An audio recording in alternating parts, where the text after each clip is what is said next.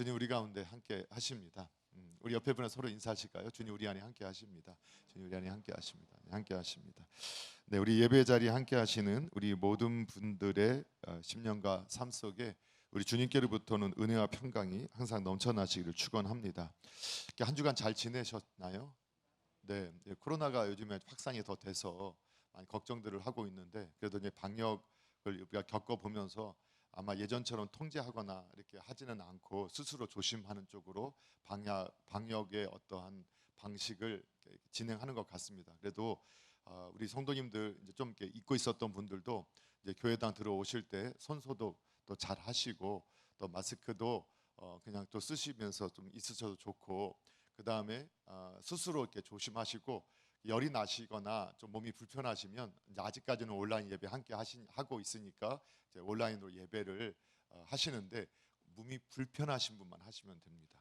이게 열 나시고 하시면 그리고 또 대개 보니까 해외 갔다 오신 분들 중에서 많이 이런 증세가 있다고 하는데 혹시 해외를 다녀오신 분들은 꼭 검사하시고 또 몸이 불편하시면 조심하시면서 본인도 좀 잘 살피시고 또 주변 분들도 살펴주시면 감사하겠습니다.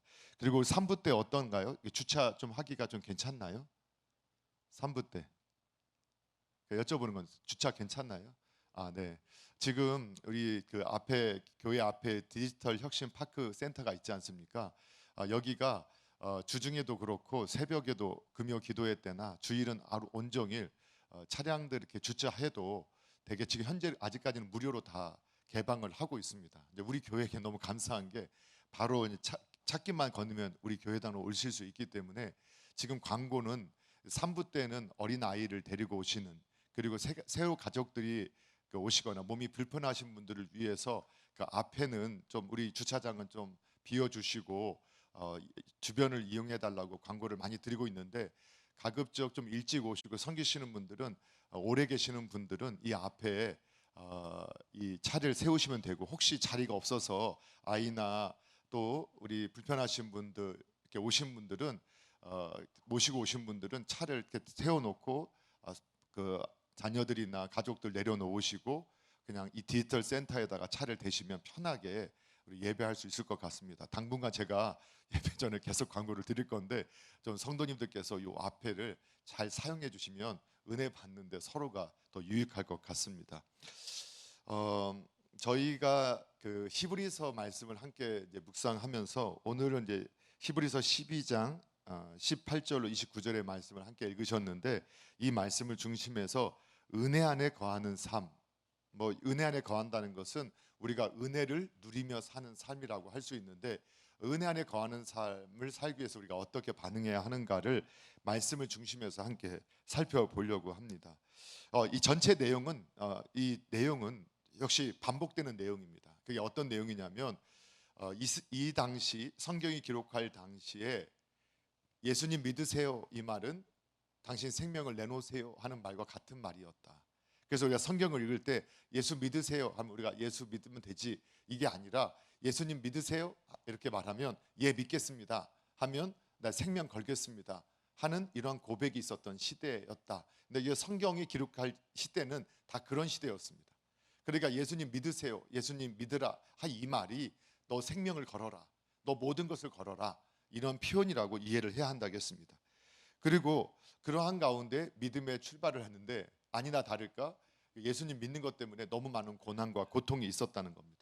그때 교회당 안에는 믿음의 사람들만 있는 게 아니라 신앙인들만 있는 게 아니라 구도자들, 종교인들도 함께 있었다가 고난이 문제가 없을 때는 이 종교인들이나 또는 그냥 신앙인이 아닌 사람들이 정체가 드러나지 않습니다. 그런데 고난이 올 때 이렇게 교회를 통해서 뭔가 새로운 걸 받아들이고 또 뭔가 유익을 얻고자 했던 사람들이 고난이 오면 그 정체가 드러나서 교회를 떠납니다.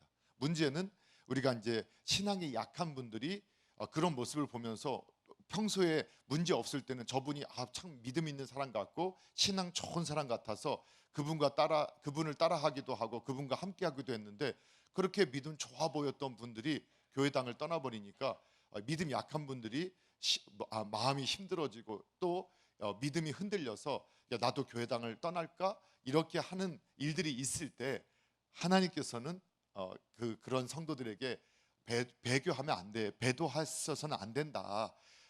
그건 모든 것을 잃어버리는 거다 하고 이렇게 권면하는 말씀이 반복되는 것이다. 근데 그것을 확인할 수 있는 게 25절입니다. 우리 25절 같이 한번 읽어보겠습니다. 함께 읽겠습니다. 시작. 너희는 상가 말씀하신 일을 거역하지 말라. 땅에서 경고하신 일을 거역한 그들이 피하지 못하였거든 하물며 하늘로부터 경고하신 일을 배반한 우리일까 보냐. 아멘. 이게 이제 히브리인들, 유대인들이기 때문에 유대인들을 대상으로 1차 독자를 대상으로 기록한 서신서거든요. 그러다 보니까 이 유대인들이 구약의 배경을 너무 잘 아니까 히브리서는 구약을 많이 인용을 합니다. 오늘 이제 18절부터 나타나는 너희가 만질 수 있고 불이 붙는 산과 침침함과 흑암과 폭풍과 나팔 소리, 이게 쭉 이거는 시내산에서 모세가 하나님께 말씀을 받을 때 나타난 현상들이란 말이에요. 다 안단 말이에요, 유대인들은요. 그때 그 모세를 통해서 받았던 말씀을 거역한 사람도 하나님께 이 징계를 받고 또는 이렇게 하나님의 심판을 받았는데, 하늘에 계신 우리 예수님으로부터 오신 경고를 무시하게 되면 어떻게 되겠느냐? 영원히 사함받지 못한다. 그러니 너희는 믿음 흔들리지 말고 끝까지 믿음의 승리자가 되고 은혜 안에 거하는 자가 되라. 이렇게 우리에게 권면을 하고 있는 거예요. 자, 그러면 우리가 어떻게 은혜 안에 거하고 계속해서 은혜를 누리는 삶을 살 수 있는가, 그걸 우리가 확인할 수 있는데, 오늘 이 28절 말씀이 저에게는 핵심의 말씀인데, 오늘 성경 말씀에 28절 말씀 같이 한번 읽어보겠습니다. 함께 읽겠습니다. 28절 시작. 그러므로 우리가 흔들리지 않는 나라를 받았은즉 은혜를 받자 이로 말미암아 경건함과 두려움으로 하나님을 기쁘시게 섬길지니. 아멘. 우리가 특별히 우리가 이 은혜 안에 거하고 은혜를 누리기 위해서는요, 저와 여러분이 이 흔들리지 않은 나라를 받았음을 확신해야 됩니다. 이게 흔들리지 않은 나라를 받았다, 이게 뭐냐면 다른 말로 하면 구원받았다, 하나님의 백성이 되었다, 하나님의 나라의 시민이 되었다, 하나님 나라의 자녀로 입양되었다, 이런 의미라는 거예요. 또 하나님 나라의 시민권을 획득했다, 그것을 확신해야 된다는 거예요. 그래야만이 우리가 흔들리지 않는 나라를 받았다는 확신 가운데서 끝까지 은혜 안에 거하고 은혜를 누릴 수 있게 된다는 거죠. 뭐 당연하니까 아멘도 안 하잖아요, 그렇죠? 그래서 우리가 이제 일방적인 은혜로 하나님께 구원받았다. 근데 고난이 있게 되면, 정말 내가 고난 가운데서 문제가 생기게 되면 문제 가운데서 정말 하나님이 나를 택하시고 나를 구원하시고 나 하나님 백성 맞나? 이런 의심이 들게 되고, 그것이 우리가 은혜 안에 거하지 못하고 흔들리게 하는 이유가 된다는 거예요. 그래서 필요한 것이, 우리가 하나님을 믿고 하나님의 약속을 믿을 때 하나님께서 우리에게 허락하신 그 구원의 약속, 흔들리지 않는 나라를 주셨다라는 그 약속을 우리가 확신하게 될 때, 우리가 이 문제 가운데 고난 가운데 흔들리지 아니하고 은혜를 누리면서 살 수 있게 된다는 것을 여러분 기억하라는 겁니다. 그래서 우리가 요한복음 1장 12절에 보게 되면 영접하는 자, 그 이름을 믿는 사람들에게 하나님 자녀가 되는 권세 주셨다.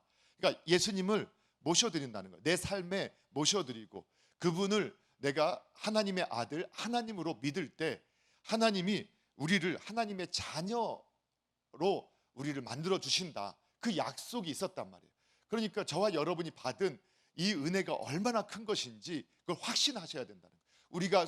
우리에게 주신 베푸신 그 구원의 역사가 얼마나 큰 것인지를 확신하셔야 된다는 거예요. 그래서 요한일서 5장 11절에 보게 되면 이런 말씀이 있는데, 또 증거가 이것인데, 하나님이 우리에게 영생을 주신 것과 이 생명이 그 아들 안에 있는 것이다. 그러니까 생명이 그 아들 안에 있어요. 하나님은 우리에게 영생을 주셨는데, 영생이라는 걸 알기 위해서는 그 생명이 어디에 있는가를 알아야 되는데, 그 생명은 예수님 안에 있었단 말이에요. 자, 그리고 나서 12절에 이렇게 말씀하는데 같이 한번 읽어볼게요. 시작. 아들이 있는 자에게는 생명이 있고 아들이 없는 자에게는 생명이 없느니라. 아멘. 하나님 우리에게 영생을 주셨어요, 하나님께서. 그런데 그 영생, 생명은 누구에게 속해 있느냐, 누가 가지고 있느냐? 예수님이 가지고 계신 거예요. 그 예수님은 영원한 생명을 갖고 계신 분이에요. 그래서 그 아들이 우리 안에 들어올 때 이 성경의 표현대로면 아들이 들어오는 것뿐만 아니라 아들과 함께 뭐가 들어온다는 거예요? 생명이 내 안에 들어온다는 거예요. 그래서 아들이 있어야 생명이 있게 되는 거예요. 그럼 전적으로 성경에서는 하나님의 방법은 아들을 통해서 우리에게 생명 주시는 것이 하나님의 방법이에요. 그러니까 아들이 없으면 생명이 없는 거예요. 그러니까 우리가 다른 말에 속으면 안 돼요. 여러분, 요즘에 또 이단들이 정말 열심을 내잖아요. 또 코로나가 좀 풀려지니까 저와 여러분은 전도할 생각 잘 안 하잖아요. 대면하면은 여기 싫어하니까 우리는 좀 피해주자, 그게 예의다 하는데, 이단들은 하여튼 그냥 만나자마자 그냥 예수 믿으세요라고 하는 것 같은데 나중에 보면은 다른 말 한단 말이에요. 근데 왜 이렇게 열심히 이렇게 전도할까 보면 결국은 모든 이단도 마지막은 궁극적으로는 행위 구원으로 가요. 그러니까 예수님 믿어야 돼요. 그런데 그것만 해서는 안 되고 다른 게 있어요. 그걸 모르잖아요. 그래서 당신 구원 못 받아요 하고 성도들을 속여요. 근데 성경은 거듭해서 예수님 안에 생명이 있고 예수님이 우리 안에 있으면 그는 생명이 있다. 이것이 하나님이 정하신 유일한 방법이에요. 그런데 이단이나 사입이나 세상의 종교는 뭐냐면 하나님마저도 내가 원하는 방식으로 만들어내는 거예요. 하나님마저도 내가 원하는 모습으로 그냥 울타리 쳐놓고 내가 원하는 모습으로 하나님을 만들어내요. 그래서 그런 것을 통해서 신앙인들도 내가 원하는 하나님만 내가 스스로 울타리를 치고 그렇게 믿고 있으면 아주 위험한 신앙인이라고 할 수 있다는 거예요. 참된 신앙인은 하나님이 우리에게 계시한 그대로 믿고 그분께 따라가야 하는 거예요. 자, 그런데 이단과 사이비들도 가보면 마지막에 뭐냐? 예수님 믿어도 돼. 맞아, 예수님 믿어야 돼. 그런데 너 율법을 지켜야 돼. 안식일 지켜야 돼. 무슨 또 이 유월절 지켜야 돼. 초막절 지켜야 돼. 이게 이제 다시 율법을 지켜야 된다고 한다. 그거 안 지키니까 너희들은 구원이 없어. 근데 성경에서는 뭐라고 딱 나왔느냐? 유일한 하나님께서 구원의 방식으로 우리에게 주신 게 뭐냐면 하나님이 아들의 생명을, 그분을 믿을 때 우리 안에 그 생명이 함께 들어오게 하셨다. 여러분, 그 확신을 가지시길 바랍니다. 그래서 율법을 통해서 구원받는 게 아니다. 여러분, 저와 여러분이 율법을 지켜야 됩니까? 안 지켜야 됩니까? 지키죠. 그걸 왜 지켜요? 예, 구원받으려고가 아니란 말이죠. 그냥 하나님의 나라의 시민이 되었으니까 그걸 지키는 거예요. 여러분, 제가 제 아들이 옆집 아저씨가 혹시 무슨 법무부 장관이나 대통령이라고 해서 옆집 아저씨 닮아가려고 옆집 문화를 잘 지키면 옆집 아저씨 자식이 되나요? 그러면 짜증날 것 같아요, 제가. 옆집 아저씨가 좋다고 옆집 아저씨 막 흉내 내고 막 하면은 옆집 자녀가 되는 게 아니란 말이에요. 제가 한국에 살고 있어. 제가 한국 시민권자예요. 믿으세요, 여러분. 제가 한국 국적을 갖고 있단 말이에요. 태어날 때부터 그냥 한국 국적이었어요. 근데 제가 미국 시민이 되고 싶다고 내가 영어 쓰고 미국 문화대로 살면, 미국 헌법 지키고 미국 법령 지키면 제가 미국 시민 되나요? 아니잖아요. 또 너무 당연한 거잖아요. 마찬가지로 저와 여러분이 하나님 나라의 백성이 되고 구원받은, 죄사함 받은, 용서받은, 그리고 흔들리지 않은 하나님 나라를 받게 된 것은 전적으로 하나님께서 저와 여러분을 새롭게 출생하도록 우리를 양자 삼아 주셨기 때문이라는 것을 저와 여러분 확신하셔야 돼요. 그러면 그러면 왜 율법을 지키느냐? 하나님 나라의 백성이 되었으니까 지키는 거예요. 너무 당연한 거죠. 너무 신기한 건가요? 아니죠. 너무 당연한 거예요. 그래야 그 나라의 유익을 누릴 수 있단 말이에요. 자, 그렇기 때문에 그 확신을 가져야 하고, 또 한 가지는 이 구원의 확신 가운데서 함께 파생되는 확신들이 있어야 돼요. 그게 뭐냐면 여러분, 우리가 죄사함의 확신도 받아야 돼요. 그러니까 원죄가 있고 자범죄가 있다, 이런 거 많이 들어보셨죠? 제가 이제 한국 시민권을 땄어요. 근데 아니면 미국 시민권을 땄어요.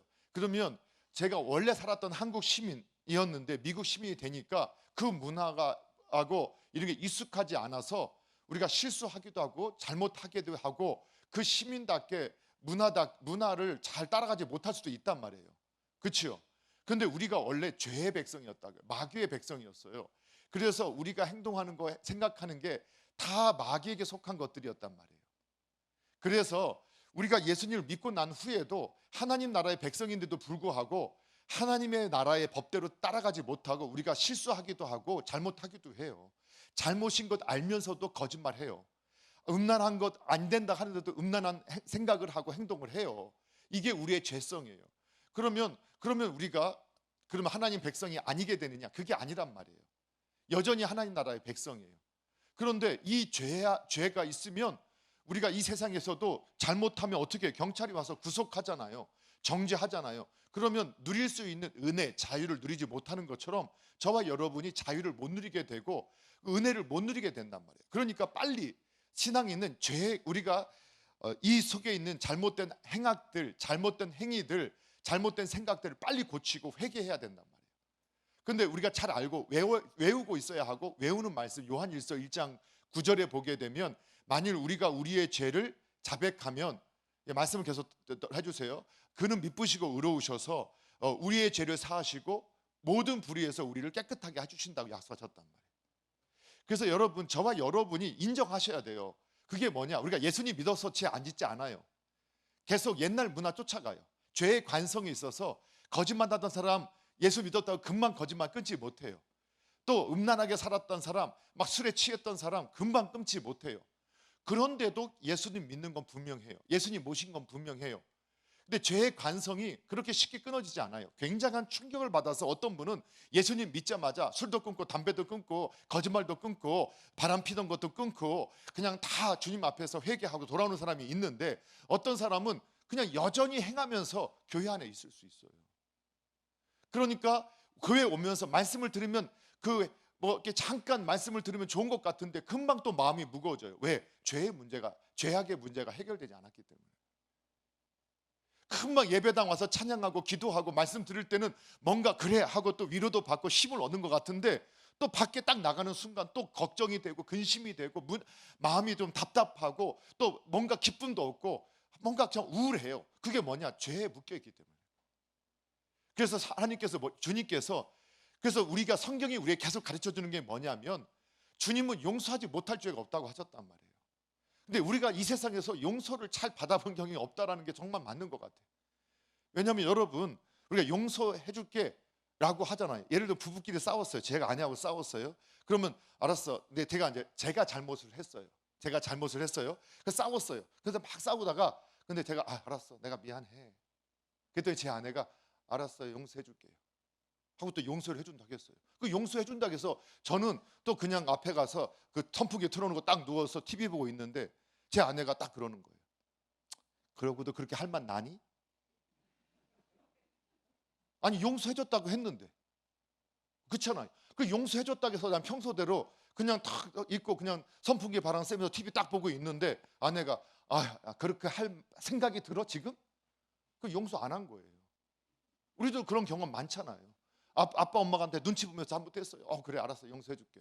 그리고 TV 보고 있더니 그러고도 TV 볼 정신이 있어? 아니, 용서해 줬다 하는데 용서를 안 해준 거예요. 우리는 그런 경험밖에 없으니까 자꾸 하나님이 용서해 주신다는 말을 믿지를 못하는 것 같아요. 그런데 이 죄가 있으면 우리가 자유함이 없어서, 반드시 이 악이 있고 죄가 있으면 성경은 하나님은 다윗도 살인자, 가늠 자, 도둑질한 자 다윗도 용서하셨어요. 그도 용서해줬단 말이에요. 또 베드로처럼 하나님 부인했던, 예수님 저주하며 부인했던 베드로도 용서해 주셨어요. 가늠한 현장에 잡힌 여자도 회개하니까 용서해 줬어요. 그래서 성경은 죄를 짓는 것을 우리가 안타까워해요. 왜? 우리가 그 가운데 출생했으니까, 마귀에게 속해 있었으니까. 그래서 성경은 우리가 그 안타까운 모습을 우리에게 보여주면서 너희가 빨리 거기서 도망쳐 나와서 나에게 속해라. 그런데 여전히 그 영향력 아래에 있으니까 하나님이 우리의 연약함을 인정해줘요. 그래서 우리가 죄를 짓지 않기를 원하시지만 죄 짓는 우리를 긍휼히 여겨주시고 불쌍히 여겨주세요. 그래서 하나님이 원하시는 것은 죄를 아예 안 짓는 게 아니라 우리가 죄 지을 수밖에 없다는 걸 알기 때문에 죄 용서 받을 수 있는 방법을 우리에게 제시해 줬는데 그 방법대로 안 하는 걸 안타까워하시는 거예요. 여러분, 죄를 깨달으면 어떻게 해야 돼요? 사람한테 고백할 필요 없어요. 오직 예수님께 나가서 그 죄 고백하라는 거예요. 나 잘못했습니다. 또 거짓말했어요. 또 음란한 생각했어요. 음란한 행동했어요. 내가 또 이런 악한 말을 했어요. 이런 악한 마음을 품었어요. 주님, 또 이렇게 했어요. 그러면 우리 주님은 죄를 사하여 주시고 우리 안에 있는 그 죄책감 그리고 죄의 그 값까지도 다 지불해 주신다는 거예요. 그 확신 가지셔야 돼요. 그래야 우리가 은혜 안에 거하고 은혜 안에서 은혜를 누리면서 살 수 있어요. 여러분 용서받으셨음을 믿으시기 바랍니다. 근데 여전히 하나님께 고백하지 않아서 뭐 죄인지도 모르고 살면 그것도 안 돼. 그래서 항상 우리 성령 은혜 안에서 혹시 제가 주님 뜻을 떠난 것이 있다면, 하나님 나라의 시민으로서 잘못한 것이 있다면, 또 행하지 못한 것이 있다면 용서 생각나게 해달라고 기도하시고, 그리고 빨리 용서를 구하셔야 돼요. 그래야 은혜를 누릴 수 있게 돼요. 그런 은혜가 있기를 주님의 이름으로 축복합니다. 또 그러면서 또 한 가지 확신해야 될 것이 우리 26절, 27절 보면 이렇게 나와 있잖아요. 같이 한번 읽어볼게요. 시작. 그때에는 그 소리가 땅을 진동하였거니와 이제는 약속하여 이르시되 내가 또 한 번 땅만 아니라 하늘도 진동하리라 하셨느니라. 이 또 한 번이라 하심은 진동하지 아니하는 것을 영존하게 하기 위하여 진동한 것들 곧 만드신 것들이 변동될 것임을 나타내심이라. 아멘. 이 말씀은 세상이 심판받게 된다는 거예요.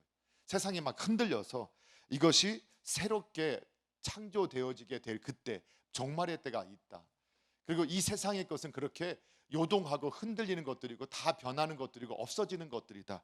그래서 성경은 우리가 하나님 가르쳐 주신 대로 세상에 심판이 있음을 알아야 하고 종말이 어떠한가를 우리가 알아야 확신해야 된다라고 우리가 가르쳐 주고 있어요. 그래야 어떻게 아느냐? 우리가 계속 말씀 상고한 것처럼 세상의 것에 안 묶여요. 여러분 세상에 있는 것들은 잠시 있다가 사라지고 소멸될 것이라는 거 믿으시죠? 근데 거기에 왜 묶임당해요? 여러분 저는 우리 남서울 중앙교회 가족들이 더 잘 되기를 원합니다. 가끔씩 제가 너무 강하게 하니까 무슨 우리 성도님들 안 되는 걸 제가 원한다, 그거 아니에요. 우리 성도님들은 더 잘 되고 더 건강하고 더 형통한 사람들이 됐으면 좋겠습니다. 그러나 우리가 살아가는 인생, 이 세상은 죄악된 시스템으로 되어 있고 우리가 죄악 가운데 출생해서 우리가 죄를 행함으로, 악을 행함으로 하나님 앞에서 자유함을 누리지 못하고 그 복을 누리지 못하고 그 거룩한 가운데서 살지 못한단 말이에요. 그걸 우리가 인정해야 된다는 거예요.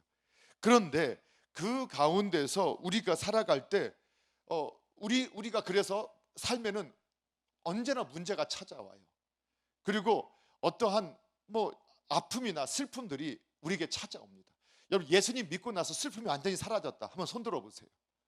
예수님 믿고 나서 나 질병 한 번도 안 걸려봤다 손 들어보세요. 예수님 믿고 나서 나 모든 것이 다 형통했다 손 들어보세요. 아무도 없잖아요. 근데 왜 거짓말 하려고 해요? 그런 거 있어요. 근데 그 근본적인 원인은 우리가 하나님을 떠났고 이 죄악의 시스템 속에 있어서 내가 그 믿음이 아직 연약해서 그 죄악의 시스템을 이기지 못하고 굴복하기 때문에 그래요. 그런데 우리가 이 세상의 것들을 왜 우리가 자꾸 세상의 것을 굴복하느냐? 이 세상의 종말을 알지 못해요. 확신하지 못해요. 이거 다 사라질 것들이에요. 그 묶임에서 빨리 벗어나야 우리가 자유할 수 있어요. 하나님 그런 은혜가 있기를 바랍니다. 그 다음에 또 우리가 이제 그 가운데서 하나님이 우리에게 허락하신 복들이 있어요. 그게 뭐냐면 우리를 이제 하나님의 백성, 이 말씀을 하나 또 읽고 넘어갈게요. 우리 그 22절 같이 한번 좀 읽어보고 넘어갈게요. 함께 22절 함께 읽겠습니다. 시작. 그러나 너희가 이룬 곳은 시온산과 살아계신 하나님의 도성인 하늘의 예루살렘과 천만 천사와. 아멘. 우리가 흔들리지 않는 나라를 받았다. 이 세상의 신의 산에 우리가 도달한 게 아니라 여러분 저와 여러분은 어디에 속해 있느냐? 저 하늘의 예루살렘 시온성에 속해 있는 사람들이다라고 성경이 말씀을 해요. 그러니까 이런 확신 가운데서 우리가 사죄함에 우리가 계속해서 용서받는 것에 그 확신을 갖게 되고 또 이 세상은 언젠가 심판받게 되고 소멸되어지게 될 때 우리는 영원한 몸을 입고 영원하게 함께 하게 된다. 이것을 확신하라라고 우리에게 말씀해 주는 겁니다. 저와 여러분 그것을 확신하며 살아가기를 바랍니다. 그래서 주신 은혜를 여러분 빼앗기지 않기를 소원합니다. 자, 우리 찬송을 한번 좀 같이 부르고 좀 다시 하면 좋을 것 같아요. 그냥 그 자리에서 같이 찬양 불러주세요. 그래서 은혜 아니면 살아갈 수가 없네. 우리 함께 좀 찬양을 같이 하고, 혹시 악보가 준비되어 있으면 은혜 아니면 살아갈 수 없네, 호흡마저도 다 주의 것이니.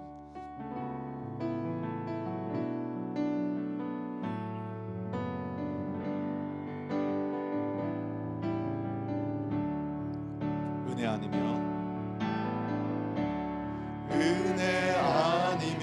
살아갈 수가 호흡마저도 다 주의 것이니, 호흡마저도 다 주의 것이니. 세상 평안과 위로 내게 없어도, 세상 평안과 위로 내게 예수, 오직 예수뿐이네.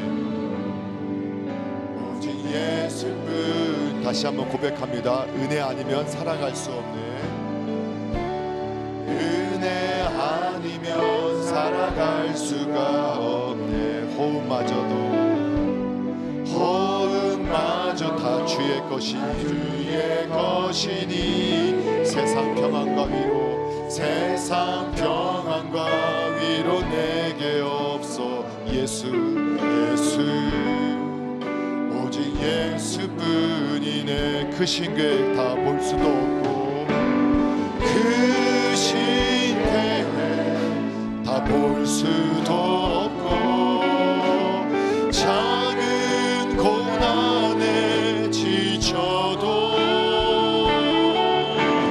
주께 묶인 나의 모든 삶 버티고 견디게 하시네. 은혜 아니면 살아갈 수가 없네. 나의 모든 것 다 주께 맡기니, 참된 평안과 위로 내게 주신 주 예수, 오직 예수뿐. 크신 계획 다 볼 수 없고, 크신 계획 다 볼 수도 없고, 작은 고난에 지쳐도 주께 묶인 나의 모든 삶 버티고 견디게 하시네. 은혜 아니면 살아갈 수가 없네. 나의 모든 것 다 주께 맡기니,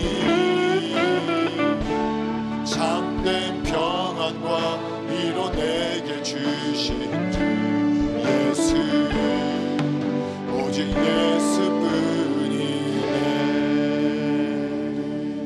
아멘. 그렇습니다. 우리가 하나님께서 우리에게 허락하신 그 은혜, 그 베푸신 구원, 또 하나님께서 우리에게 약속하신 그 약속을 우리가 확신할 때만이 우리가 그 주신 은혜를 누릴 수 있고, 또 우리가 그 은혜 안에 거할 수 있다. 뿐만 아니라 이렇게 우리에게 구원과 우리의 그 마지막을 알게 하시고 이 세상에 묶임당하지 않고 자유하게 살기를 원하셨던 주님은 그렇게 우리를 내버려 두시는 것이 아니라, 잠언서 3장 5절에도 너의 마음을 다하여 여호와를 신뢰하고 내 명철을 의지하지 말라라고 권면하시면서, 너는 범사에 그를 인정하라, 그리하면 내 길을 지도하실 것이다, 이렇게 우리에게 약속해 주셨어요.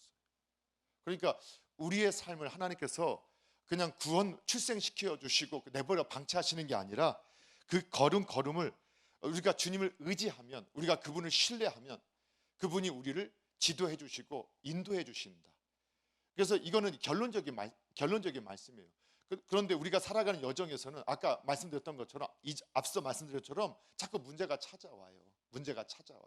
근데 그 문제 앞에서 우리가 어찌할 바를 알지 못하는데, 이때 확신을 가져야 할 게 뭐냐면, 우리가 지금 어떤 길이 안 보이고 아무것도 없어 보여도 지금 어떻게 가는지도 모르면, 지금 그냥 오늘 그냥 호흡 있으니까 그냥 살아가는 것 같아도, 누가 우리를 인도해 주시느냐? 하나님이 인도해 주심을 믿어야 된다는 거예요. 그것을 다윗의 일생은 얼마나 굴곡이 심해요. 근데 그가 시편 23편, 그 노년에 기록했던 시편 23편에 보면 그분이 나를 푸른 풀밭에 누이시고 쉴만한 물가로 인도하신도다. 그리고 자기의 이름을 위하여 또 내 영혼을 솟으시고 자기 이름을 위하여 의의 길로 인도하신다. 자꾸 나를 인도해 주신다. 이렇게 고백했단 말이에요. 다윗 같은 사람. 그 다윗이 그 뒤에 뭐라고 해요? 내가 사망의 음침한 골짜기를 다닐지라도 해를 두려워하지 않는다. 여러분, 인생은 사망의 골짜기 같은 일들을 겪어요. 그런데 하나님이 그 사망의 음침한 골짜기 지날 때 혼자 내버려 두지 않고 주님이 막대기 지팡이로 보호하시다가 그리고 결국은 쉴만한 물가, 푸른 초장으로 우리 인도에 가신단 말이에요. 여러분, 우리의 인생을 주님이 책임져 주심을 확신하셔야 돼요. 그래야 은혜를 누리고 은혜 안에 거할 수 있어요. 갈등이 하지 마세요.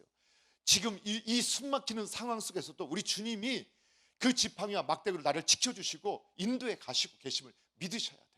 우리가 할 것은 그분을 신뢰하는 것이고 그분께 부탁하는 거예요.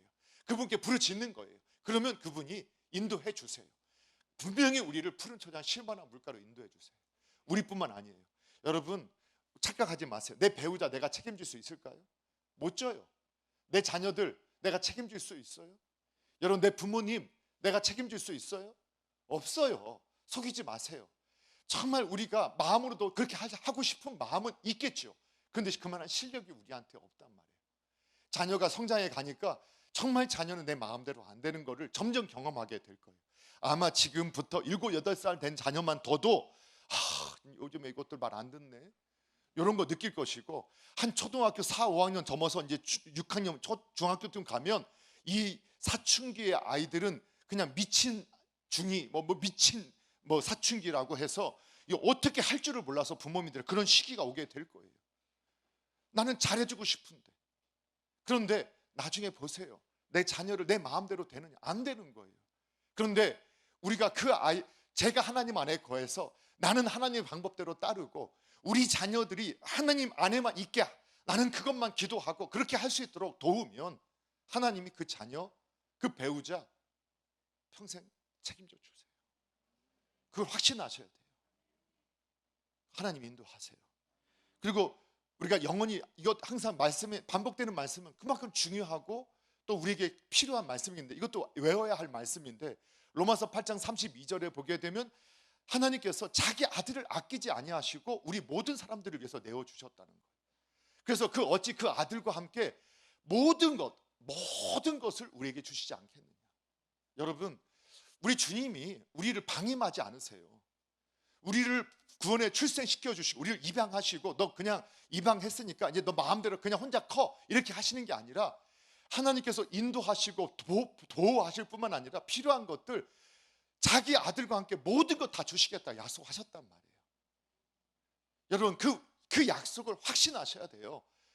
하나님, 너희가 왜 못 받느냐? 구하지 않기 때문이고 필요 없는 거 욕심으로 구하니까 하나님 안 주시는 것이지, 정말 우리 인생에 필요하고 지금 정말 갈급하고 목말라서 있어야 할 것들 주님께 구하면 주님 자기 아들도 주신 분인데 어찌 안 주시겠냐는 거예요. 다 주신다고 약속하셨어요. 그거 확신하셔야 돼요. 그 확신이 있을 때만이 우리가 은혜 안에 거할 수 있어요.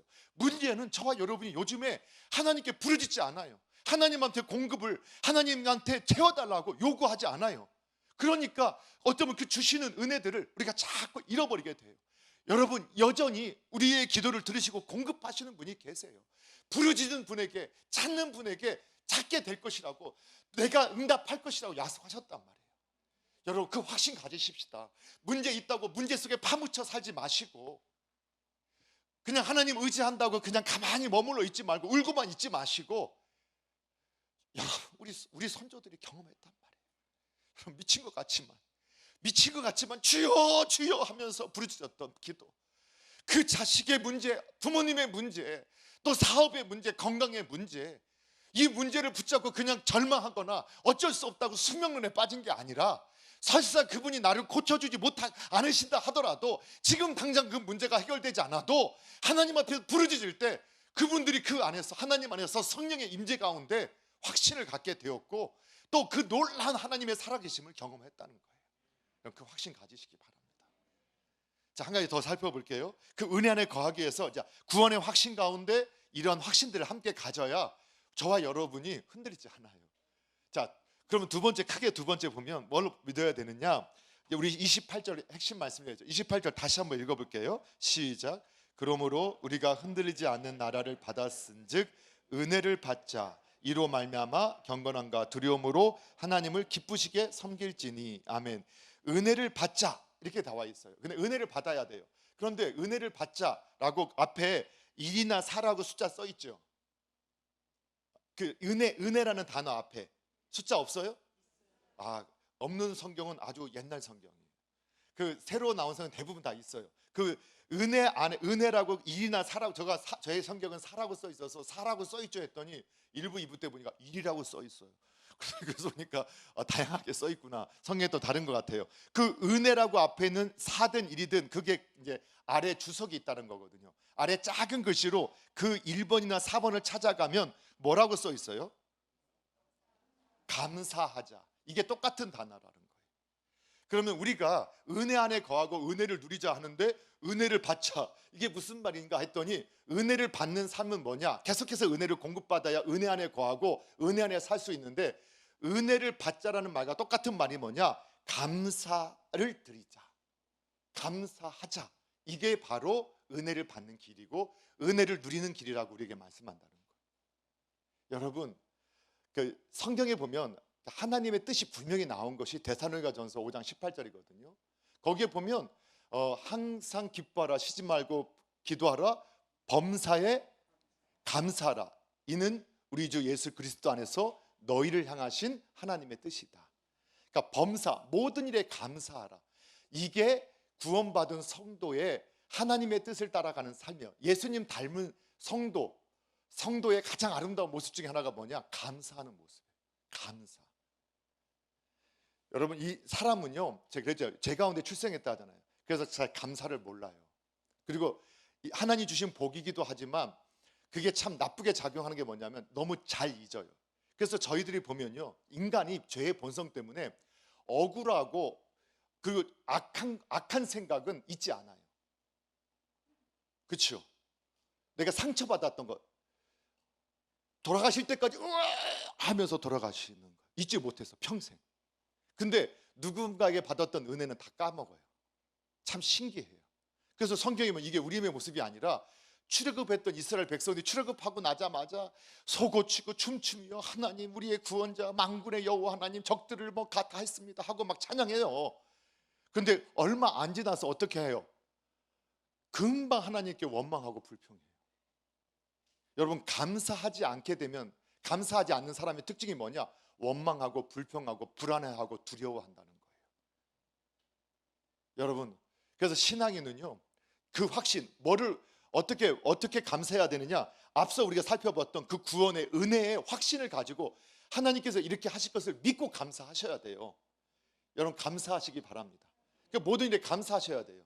그래서 지금 주신 것을 누리지 못하는 성도에게 하나님께서 더 큰 걸 주시지 않는다라고 우리가 좀 믿으셔야 될 것 같아요. 그래서 지금 주신 배우자를 감사해야 돼요. 지금 주신 자녀, 지금 주신 부모님을 감사하자. 계속 적용해 왔죠. 지금 주신 그 직장을, 지금 하고 있는 그 일을 감사하셔야 돼요. 지금 만나는 그 사람을 감사해야 돼요. 하여튼 아멘 안 해도 감사하세요. 그렇게 감사해야 돼요. 그 감사할 대상으로 삼지 않아요. 그러니까 원망하고 불평하잖아요. 얼마나 하나님께 붙여주신 건데, 정말 하나님께서 허락하신, 그래서 그 하나님께서 지금 허락하신 사람, 환경, 지금 하고 있는 그것들을 감사함으로 받는 사람이 은혜 안에 거하고 은혜를 더욱 풍성히 누리게 하신다는 거예요. 그래서 은혜를 받자와 감사하자 동일한 단어라고 지금 해석해 주잖아요. 은혜 받자, 감사하자가 동일한 의미라니까요. 그러니까 은혜 받는 것은 뭐냐? 감사하는 사람이 은혜를 더 받게 되고 은혜 안에 누리게 된다는 것을 믿으시기 바랍니다. 여기서 끝내면 참 좋겠지만 좀만 더 하겠습니다. 그래서 은혜를, 그래서 또 한 가지는 모든 걸 다 감사하시기 바랍니다. 감사하십시오. 우리 집에 가셔서 감사하다, 옆에 분한테도 한번 내 옆에 있으셔서 감사합니다 하고 인사 연습해 보시고, 감사합니다. 오늘 함께 해주셔서 감사합니다. 우리 앞에 보니까 가족이 잘하는데 내 자녀로 태어난 거 감사하다고, 내 아빠 엄마 되신 거 감사하다고 이렇게 말할 수 있어야 된다는 거예요. 예, 그냥 말 안 들을 땐 쥐어 받고 싶어도 그래도 감사하고 이렇게 감사할 때 하나님의 은혜 안에 거하게 되고 더 누리게 되어지도록 하나님께서 역사하시는 거예요. 자, 마지막 하나 더 살펴보게 되면 또 28절 29절 말씀 같이 한번 읽어볼게요. 28절 29절 함께 읽겠습니다. 함께 읽습니다. 시작. 그러므로 우리가 흔들리지 않는 나라를 받았은즉 은혜를 받자. 이로 말미암아 경건함과 두려움으로 하나님을 기쁘시게 섬길지니 우리 하나님은 소멸하는 불의심이니라. 아멘. 예, 우리가 어떻게 은혜 안에 거하고 은혜를 누리느냐? 여러분, 적극적으로 경건함과 두려움으로 하나님을 기쁘시게 섬겨야 한다는 거예요. 여러분, 우리가 예수님 안에 있으면 그냥 가만히 있으면 은혜를 누리고 은혜 안에 거하느냐? 그렇지 않다는 거예요. 은혜를 주셨는데 그 은혜 안에 거하고 누리기 위해서 우리가 바른 반응을 해야 된다는 거예요. 근데 자꾸 신앙인들은 왜 자꾸 하나님께 주신 은혜 안에서 아무것도 안 하려고 하는지 모르겠어요 라고 하는 분이 있었어요. 너무 게을러요. 그냥 나 천국 가기만 하면 됐지라고 생각하는 것 같아요. 그러니까 이 세상에서도 주님이 문제 속에서도 우리에게 주시는 그 은혜를 누리지 못하고 산단 말이에요. 그냥 항상 불평하고 원망하고 두렵고 불안하고 우울하고 이렇게 살아가게 묶임당한다는 거예요. 그럼 어떻게 해야 되느냐? 더 적극적으로 우리가 경건함과 두려움으로 그 하나님을 섬기는 삶을 살 때 은혜를 계속해서 지속적으로 누리게 되고 이 은혜 안에 거할 수 있게 된다. 이걸 말씀하는 거예요. 그런데 여기 특징이 있어요. 경건함과 경외, 그 두려움으로. 근데 이 경건함과 두려움이라는 단어가, 이 원어가 좀 독특해요. 그래서 사실 비슷한 단어인데 경외함으로 존중함으로라는 뜻이에요. 그러니까 두려워하는 뜻이 경건함이라는 원래 의미가 경외하다는 뜻이고, 그리고 두렵다라는 뜻은 두렵다라는 뜻은 존중이 여긴다라는 의미예요. 존중이 여긴다. 그러니까 하나님에 대해서 우리가 어떤 태도를 가지고 섬겨야 하느냐? 하나님을 경외하고 존중이 여기는 태도로 그분을 섬기는 사람이 될 때, 이제 이게 정말 중요하다는 거예요. 여러분, 사랑하는 성도 여러분, 우리가 보니까요, 신앙생활 할 때 너무 극단으로 치우치거나 내가 믿고 싶은 대로만 믿으려고 하는 사람들이 있어요. 영적 어린 아이들이겠지만, 여러분, 하나님은 사랑이시다, 하나님은 사랑이시다 하면서 하나님을 너무 가볍게 여기는 분들이 있는 것 같아요. 그래서 오늘 본문에 보면 우리가 이제 모든 인간 관계의 기초가 존중이라고 했잖아요. 하나님 형상대로 만들어져서.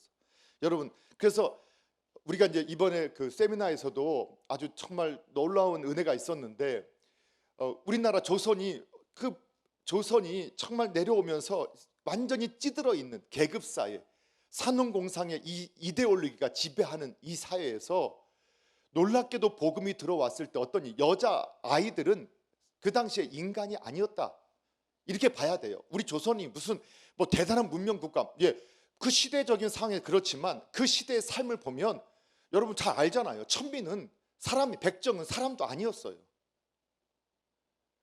그런데 그러한 시대에 복음이 들어왔을 때 예수를 모신 사람들은 하나님의 관점으로 모든 걸 해석하니까 모두가 동등하구나, 모두가 존중이 받아야 할 사람이구나. 그래서 자녀들을 존중이 여기게 됐고 그 아내를 존중이 여기게 되는 문화가 우리나라에 처음 꼽히기 시작한 것이 언제부터였느냐? 복음이 들어온 뒤부터예요. 안 믿겨지나요? 아니, 실제로요. 복음이 들어온 뒤부터 우리나라가 어린 아이들을 귀하게 여겼고, 그리고 천민이라고 해도 함부로 대해서는 안 된다고 여기면서, 그러한 의식이 언제 생겼느냐? 복음이 들어와서 그것이 생긴 거예요. 부정할 수 없는 사실이라니까요. 그래서 여러분 그 옛날 영화 같은 거 보세요. YMC 같은 영화, 뭐 야구단 나온 그런 영화 보세요. 양반하고 같이 하도 어떻게 그렇게 하냐고, 노비는 계속 쫓아다니면서 주인에게 쫓아다니고, 그걸 당연하게 여겼던 시대였어요. 근데 그 시대에 그 천민들을 보면서 똑같이 같은 자리에 앉아, 그 당시에 같은 자리에 앉으면 맞아 죽어도 할 말이 없었던 시대였단 말이에요. 근데 우리가 너무 그런 사실들을 모르니까 자꾸 속아요. 그러니까 복음이 우리를 그렇게 만들어 줬단 말이에요. 그 사람에 대해서도 하나님 이렇게 예수님을 믿게 되면 예수님의 영이 우리에게 임하면 사람도 그렇게 존중이 여기는데 참 놀랍게도 하나님은 사랑이시잖아요 하고 너무 함부로 대하는 분들이 많다는 거예요. 죄를 짓고 나서 당당해요. 예수님은 이것보다도 사랑할걸? 어제 키워 축제 같은 거 하는데 그 써놨잖아요, 본인들이. 예수님은 동성애도 사랑한다. 그렇죠, 동생애자는 사랑하죠. 끝까지 사랑하실 거예요. 근데 동성애 하나님 미워하세요. 거짓말하는 사람은 사랑하시죠. 근데 거짓말 미워하세요. 왜 속여요? 왜 거짓말해요? 그리고 하나님 앞에서 해요. 여러분, 우리가 자꾸 요즘에 예의가 없는 것이 친밀하고 가깝다 그렇게 생각하는 것 같아요. 그래서 우리 부모님들도 자녀들한테 예의 교육을 안 시키는데 정말 위험해요. 정말 예의를 아는 자녀가 되게 하셔야 돼요. 존댓말 가르치시고 또 해서는 안 될 것과 해야 될 것들을 잘 가르쳐줘요, 사랑으로. 왜? 그게 그 자녀를 복되게 하는 길이니까. 예의 없이 행동하는 게 그게 아니에요. 그러니까 요즘에 그러잖아요. 요즘 너무 했더니 할아버지 앞에서 애가 손자를 너무 사랑했더니 애가 할아버지 뺨을 팍 때리는 거예요. 그러니까 아이고 예쁘고 그러면 안 돼요. 아무리 사랑해도 그거 안 돼 하고 부모님도 경색을 하고 가르쳐야 돼요. 아이 괜찮다 그러면 안 되는 거예요. 그 사랑이 아니에요. 그 무법한 자가 되게 만드는 거예요. 어렸을 때부터 내가 사랑받으면 아무렇게나 행동해도 되는구나. 그거 아니라는 거예요. 사랑하기 때문에 더 조심해야 돼요. 우리가 예의가 있잖아요. 사람을 만날 때도 우리가 막 친밀하다 뭐 하다 이렇게 하도요, 이상한 게 뭐냐면요, 질서를 무너뜨리려고 막 외치는 사람들이 자기끼리는 아주 무서울 줄로 서열을 지켜요. 그래서 사회주의 모두가 평등해 하고 북한을 딱 보세요. 우리가 아주 실물 교제로 보잖아요. 모두가 평등해 그런데 딱 최고 존엄 김정은은 이야기 말만 잘못 꺼내도 죽임 당하는 거예요. 곡사포로 쏴서 죽어요. 김정은 앞에서 졸면 곡사포 맞아 죽어요. 최고의 평등을 말하는 거예요. 그 이념과 사상은, 그 이데올로기는 다 평등해, 다 똑같아, 다. 그런데 일반 사람들만이에요. 너희들만이에요. 나하고는 같지 않아. 근데 그걸 속아요, 사람들이. 이 사람들이 말하는 평등은 너희들끼리 평등이고 나하고는 내가 어떤 짓을 해도 너희들은 감히 할 수 없어. 그 사실 하나님만 받을 수 있는 존엄이거든요. 그렇지 않아요? 하나님만 받을 수 있는 존엄. 그래서 우리가 세상에서도 여러분 이렇게 해도, 여러분 교수님 만나러 간다, 아니면 무슨 행사 같은 데 간다, 좀 어떤 뭐 높으신 분들을 만나러 간다 하면 여러분 다 예의 갖추잖아요. 예의 갖춰야 돼요. 그걸 우리에게 말하는 거예요. 그래서 오늘 여기서 경건함과 두려움으로 하나님을 섬긴다는 건 뭐냐면요, 우리가 항상 하나님을 존중히 여기고 그분을 경외함으로 예배자가 된다라고 우리가 해석을 할 수 있다는 거예요. 그런데 예배자가 된다 하면 또 우리가 형식적인 예배를 생각한단 말이에요. 그렇죠? 그런데 예배자라는 것은 하나님을 섬기는 것인데 형식의 예배와 삶의 예배를 다 포함하는 것으로 이해하셔야 돼요. 자꾸 신앙 안에서 행동이, 율법이 먼저입니까? 뭐 구원이 먼저입니까? 행위가 먼저입니까? 믿음이 먼저입니까? 그런 건 논쟁할 수 있어요. 그러나 동전의 양면처럼 함께 가는 거다, 이거 부정하면 안 된다겠습니다. 신앙은 형식과 내용이 같이 가요. 자꾸 요즘에 최근에 오늘날 보면 형식은 또 중심이 중요하고 내 마음이 중요하잖아요 하고 형식은 아무것도 아니래요. 여러분 제가 보니까, 여러분 이 예를 들어보세요. 많은 가정에서, 우린 지금은 아닐 거예요, 많은 가정에 예전에 어땠냐면요, 아빠 엄마가 아이들을 때리는데 어떻게 때렸어요? 그냥 집신 가지고 신발 가지고 막 때리기도 하고 아무거나 들여서 막 때리고 하고, 욕을 얼마나 자녀들한테 욕을 그냥 아주 구수하게 했는지 뭐 시끄럽게 하면서 그렇게 했던 시대가 있었어요. 근데 그분들이 뭐라고 했어요? 사랑했다고요. 사랑했다. 예전에요, 배우자를 때리는 분들이 많았어요. 지금도 많을 수 있어요. 요즘에는 매 맞는 남편도 많다고 하잖아요. 그래서 제가 배우자라고 하는 거예요. 그래서 때려요. 막 폭력을 행해요. 그리고 나서 뭐라고 하는 줄 아세요? 사랑해서 그랬대요. 그러니까 그 사람의 사랑의 형식이 뭐냐? 폭력이에요. 그리고 사랑했대요. 내 중심을 너 몰라? 열심히 패고 나서 내 중심을 몰라? 내 본심 몰라? 사랑이야.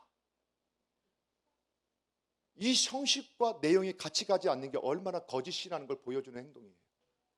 정말 사랑이면요, 맞으면서 운다고 했잖아. 예전에 우리 고사 같은 데 보면 아버지가 나이 든 아버지가 아들을 잘못했다고 회초리를 대는데 아들이 막 울잖아요. 힘없어진 아버지. 그리고 아버지의 그 본심. 사랑은 오해가 없어요. 상처를 주지 않아요. 우리가 하나님을 예배하고 섬긴다 할 때 주일의 예배, 하나님이 정한 날 정한 장소에서 함께 모여 예배하는 이 형식의 예배를 그거 괜찮습니다. 그거 내 중심이 있으면 되지요. 거짓말 하지 마세요. 이 예배를 통해서 우리가 뭘 배워요? 이곳에 올 때부터 딱 들어오면 조심해야 돼. 말도 조심하고 들어오면 내가 먼저 회개기도 하고 찬양할 때 찬송할 때 말씀을 들을 때 마음을 뜻을 다하고 우리가 설교를 들을 때는 꼿꼿이 세우고 집중하고 듣고 기도할 때도 마음을 담아서 기도하고 이때 또 일어나 하면 같이 일어나서 찬송 부르고 앉아 하면 앉아서 기도하고 이거 다 훈련받는 거예요. 그걸 통해서 우리가 이 예배하다가 뭘 배워요?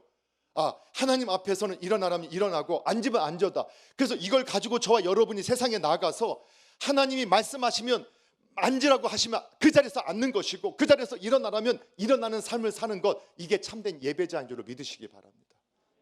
하나님 거기까지 우리가 가기를 원하세요. 그래서 로마서 12장 1절 말씀 함께 볼게요. 로마서 12장 1절 맞아. 다 아는 말씀이지만 함께 있습니다. 시작. 그러므로 형제들아 내가 하나님의 모든 자비하심으로 너희를 권하노니 너희 몸을 하나님이 기뻐하시는 거룩한 산 제물로 드리라. 이는 너희가 드릴 영적 예배니라. 아멘. 오늘 그 말씀 기억하셨으면 좋겠어요. 우리가 은혜 안에 거하고 은혜를 누리기 위해서 꼭 필요한 게 있어요. 하나님과 하나님의 약속을 확신하셔야 돼요. 우리가 하나님의 자녀, 흔들리지 않는 그 기업을 받은 것을 확신하시고 또 우리를 보호하시고 인도하시고 채워주신 하나님을 놓치지 마셔야 돼요. 그리고 감사하셔야 돼요. 특별히 지금 이미 주어진 것을 감사하지 못하는데, 이미 허락하신 복을 우리가 감사하지 못하는데 더 어떤 것을 누릴 수 있겠습니까? 감사하셔야 된다고 말씀하셨어요. 그리고 정말 하나님을 존중히 여기고 경외함으로 그분을 온전히 형식과 내용을 담아 온전히 섬길 때 그곳 가운데서 하나님의 함께 하심을 경험하게 됩니다. 이것이 신앙의 역사예요. 오늘 저와 여러분이 그 은혜를 누렸으면 좋겠습니다. 우리 다시 한번 찬양하고 기도할게요.